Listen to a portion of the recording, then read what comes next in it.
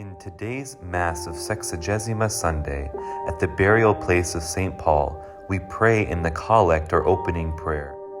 O God, you who see that we put no trust in anything we do, mercifully grant that by the protection of the Doctor of the Gentiles, we may be defended against all adversity.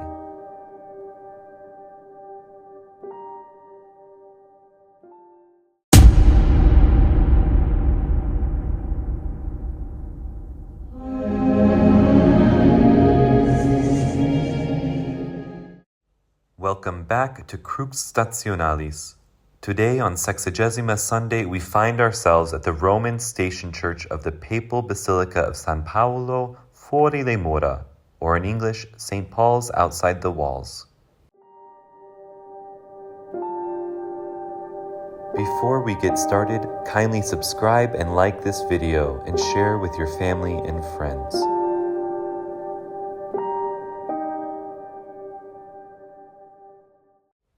Let's begin this episode with more on the liturgical season we are experiencing. The station churches of this pre-Lenten period comprise a series of visits to the tombs of the major patrons of Rome, invoking their aid and protection for the beleaguered city. St. Lawrence last Sunday, and this tomb here of St. Paul, and St. Peter next Sunday. The institution of the 3 Sundays before Lent, Septuagesima, Sexagesima, and Quinquagesima, is attributed to Pope St. Gregory the Great, who reigned from 590 to 604. The plague which killed his predecessor, St. Pelagius II, and led to his election was only one in a long series of disasters that befell the city of Rome and the Italian peninsula in the course of the 6th century. Constant warfare between the Goths, the Lombards, and the Byzantines had brought to ruins much of the former capital of the world, which in Gregory's time was also largely abandoned. In the year 546, the Gothic king Totila had expelled most of the inhabitants from the city.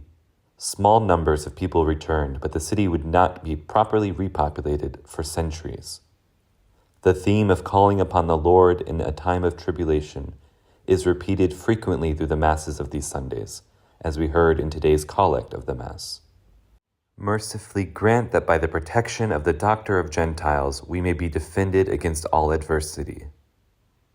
This Doctor of the Gentiles is St. Paul himself, whose burial place lies directly below this altar in Ciborium. After the Apostle Paul's execution, having the right as a Roman citizen to be beheaded and not crucified, his followers erected a memorial called a Cella Memoriae. The first basilica was consecrated upon this spot by Pope Sylvester in 324. In 386, Emperor Theodosius I began erecting a much larger and more beautiful basilica with a nave and 4 aisles, the same basilica plan which remains today. A fire in the 5th century collapsing the roof, a Saracen raid in the 9th century, an earthquake in 1348, and finally a fire on July 15th, 1823, leading to the near total destruction of the basilica. This church building cast in stone the suffering and trials of its namesake. For the sake of the gospel, he was 5 times lashed, thrice scourged, once stoned, shipwrecked and adrift at sea, floods, robbers, sleepless nights, hunger and thirst, cold and nakedness. For Lent, let us say with Paul, I will glory in nothing save in my infirmities. For God says, my grace is sufficient for you, for strength is made perfect in weakness. Gladly, therefore, I will glory in my infirmities, that the strength of Christ may dwell in me.